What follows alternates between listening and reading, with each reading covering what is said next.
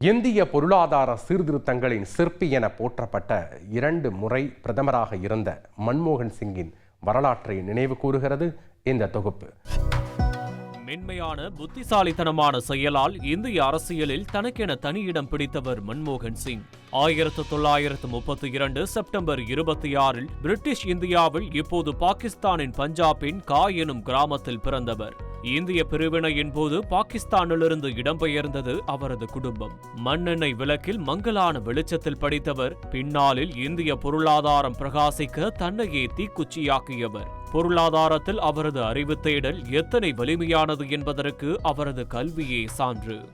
அமிர்தசரஸ் இந்து கோயில், பஞ்சாப் பல்கலை, கேம்பிரிட்ஜ் பல்கலை உயர்கல்வி, 1962 ஆக்ஸ்போர்ட் பல்கலையில் பொருளாதாரத்தில் முனைவர் பட்டம், பல்கலையில் சிறந்த மாணவர்களுக்கு வழங்கப்படும் ஆடம் ஸ்மித் பரிசு என சொல்லிக்கொண்டே போகலாம். பஞ்சாப் பல்கலையில் பேராசிரியராக பணியை தொடங்கியவர் 1971 வர்த்தக அமைச்சகத்தில் பொருளாதார ஆலோசகராக பணியில் சேர்ந்தார். அப்போது ஒரே ஆண்டில் முக்கிய பதவி அவரை தேடி வந்தது.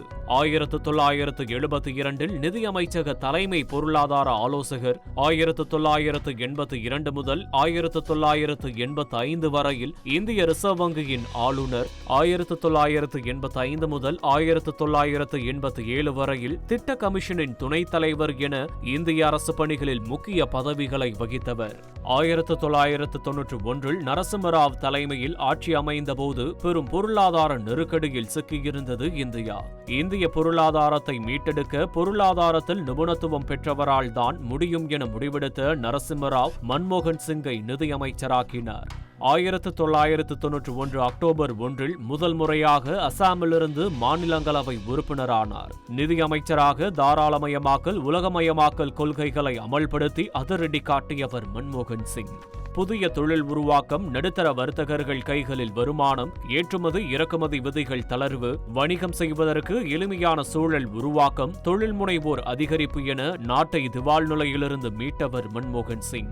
1998 முதல் 2004 வரையில் பாஜக ஆட்சியில் மாநிலங்களவையில் எதிர்க்கட்சி தலைவராக சிறப்பாக பணியாற்றியவர்.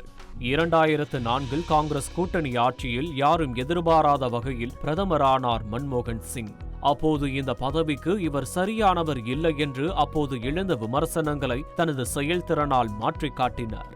ஊரக வேலைவாய்ப்பு உறுதி திட்டம் போன்ற பல்வேறு மக்கள் நலத்திட்டங்களை செயல்படுத்தி பெரும் புரட்சி செய்தவர். மகளிருக்கு எதிரான வன்கொடுமைகளை தடுக்க 2005 சட்டம், தேசிய புலனாய்வு பிரிவு உருவாக்கம், தகவல் அறியும் சட்டம், கல்வி பெறும் உரிமை சட்டம், அமெரிக்காவுடன் அணுசக்தி ஒப்பந்தம் என சாதித்து காட்டியவர். 2009 காங்கிரஸ் கூட்டணி ஆட்சிக்கு வந்தபோதும் பிரதமரானார் மன்மோகன் சிங்.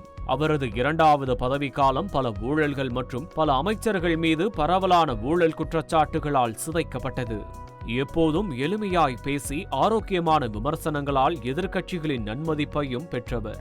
2016 மோடி அரசு மேற்கொண்ட பண மதிப்பிழப்பு நடவடிக்கையை மிக மோசமான அரசு நிர்வாக தோல்வி, முறைப்படுத்தப்பட்ட கொள்கை, இது சட்ட ரீதியாக மேற்கொள்ளப்பட்ட சூறையாடல் என மாநிலங்களவையில் விளாசினார். மன்மோகன் சிங் இருந்த இடத்திற்கே சென்று கைகுலுக்கி சென்றார் பிரதமர் மோடி.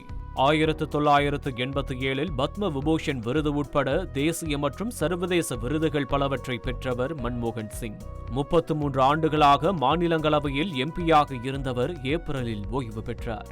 அரசியலிலிருந்து விலகியிருந்தவர் டெல்லி எய்ம்ஸ் மருத்துவமனையில் வயது மூப்பால் காலமானார். மன்மோகன் சிங் மண்ணை விட்டு மறைந்தாலும் அவர் அணையாமல் காத்த இந்திய பொருளாதார பேரொளி அவரது புகழோடு என்றும் பிரகாசித்துக் கொண்டே இருக்கும்.